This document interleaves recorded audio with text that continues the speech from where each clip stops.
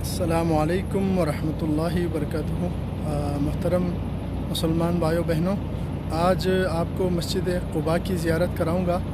مسجد قباء جو ہے مسجد نبوی صلی اللہ علیہ وآلہ وسلم سے تقریباً 5 کلومیٹر کے فاصلے پر واقع ہے، اور مسجد قباء اسلام کی پہلی مسجد ہے، اور یہ سامنے مسجد نبوی ہے۔ مسجد نبوی صلی اللہ علیہ وآلہ وسلم کے 5 یا 6 نمبر کے دروازے سے جب باہر آتے ہیں تو یہ پیدل جانے کے لیے ٹریک بنا ہوا ہے مسجد قباء۔ یہ راستہ بالکل جو ہے سیدھا مسجد قباء کی طرف جاتا ہے۔ رسول اللہ صلی اللہ علیہ وآلہ وسلم جو ہے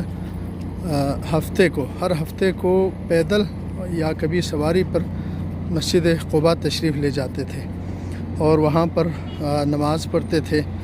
وہاں صحابہ کرام رضوان اللہ اجمعین جو وہاں پہ رہائش پذیر تھے، ان سے ملاقاتیں، ان کو وعظ و نصیحت فرما کر واپس تشریف لاتے تھے۔ اور مسجد قباء میں نماز کی آپ صلی اللہ علیہ وآلہ وسلم نے فضیلت بھی بیان فرمائی ہے۔ آپ صلی اللہ علیہ وسلم نے ارشاد فرمایا کہ جو شخص اپنے گھر سے وضو کر کے نکلتا ہے اور مسجد قباء جا کر 2 رکعت نماز پڑھتا ہے تو اس کو مکمل عمرہ کرنے کا ثواب ہے۔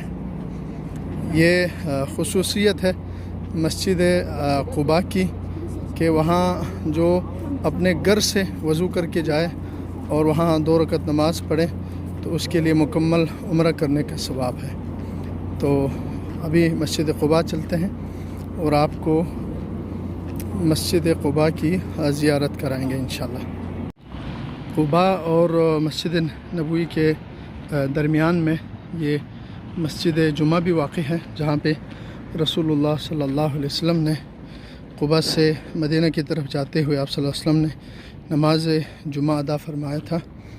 اور قباء کی بستی جو ہے زمانہ قدیم سے زراعت کے حوالے سے بہت مشہور ہے۔ یہاں پہ کھجوروں کے، انگور کے باغات تھے زمانہ قدیم میں، اور مکہ مدینہ کے گزرگاہ تھے، یعنی مکہ سے مدینہ جاتے ہوئے راستے میں یہ آبادی مدینہ کی پہلی جو ہے آبادی تھی، پہلا شہر جو واقع تھا۔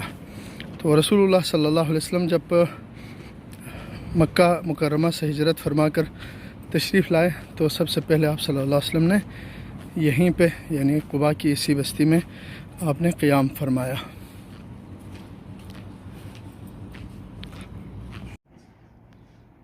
مسلسل آدھا گھنٹے سے زیادہ چلنے کے بعد پیدل ہم اس مقام پر پہنچے ہیں جہاں سے مسجد قباء صاف نظر آ رہا ہے۔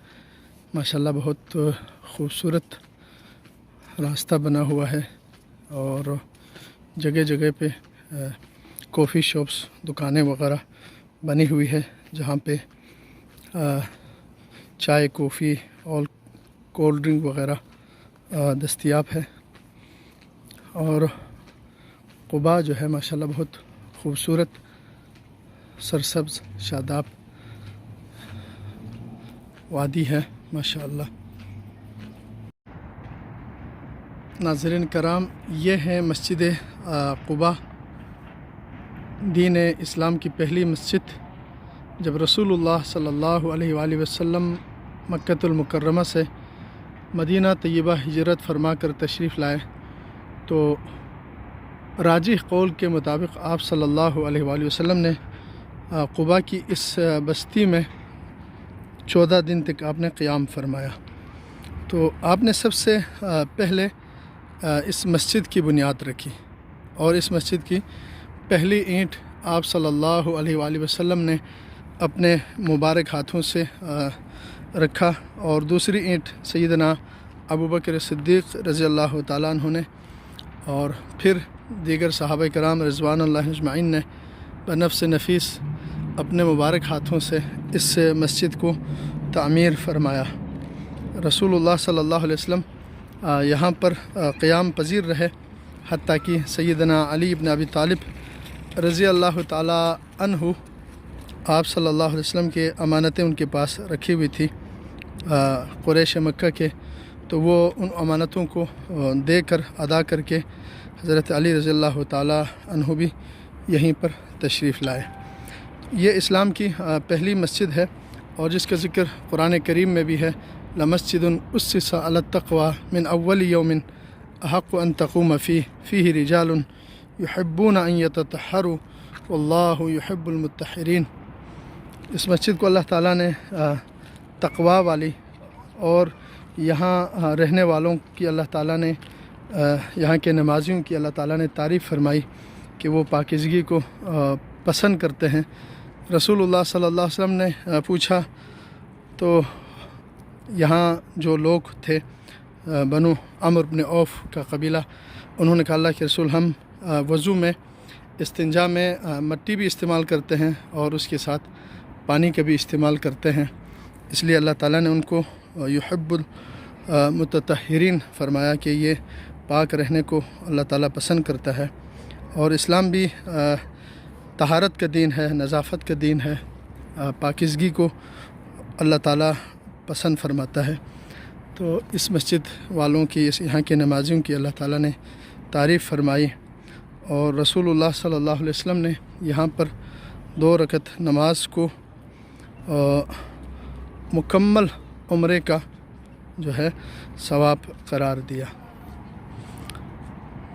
اور اس مسجد سے محبت کا عالم یہ تھا کہ رسول اللہ صلی اللہ علیہ وسلم ہر ہفتے کو یہاں پر تشریف لاتے تھے۔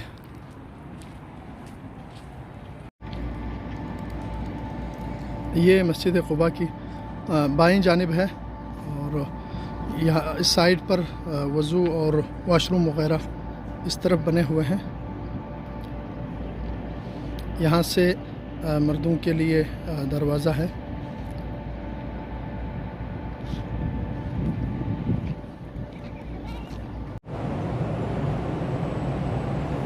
یہ مسجد قباء کے اندرونی مناظر ہے۔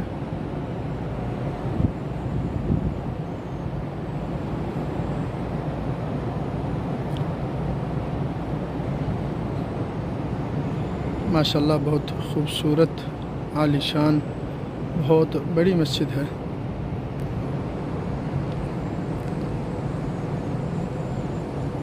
ہمارے اکثر پاکستانی ہندوستانی بھائی آ کے جو ہے بعض باہر سے دیکھ کے چلے جاتے ہیں، بعض دور دور بیٹھ کر نماز پڑھتے ہیں۔ اگر جگہ ہے تو ان مقدس مقامات پر کوشش کر کے قریب سے قریب جہاں پہ رسول اللہ صلی اللہ علیہ وسلم نے، جہاں پہ صحابہ کرام نے نماز پڑھی ہے، وہاں پہ پہنچ کر اس جگہ پہ نماز پڑھنے کی کوشش کرنی چاہیے۔ اگر جگہ نہیں ہے تو جو ہے کسی دوسرے کو دھکا دینا یا کسی دوسرے کو تکلیف میں ڈالنا اچھی بات نہیں ہے۔ جہاں جگہ ملے وہیں نماز پڑھیں، انشاءاللہ آپ کی نیت کے مطابق اللہ تعالیٰ اجر ثواب دینے والا ہے۔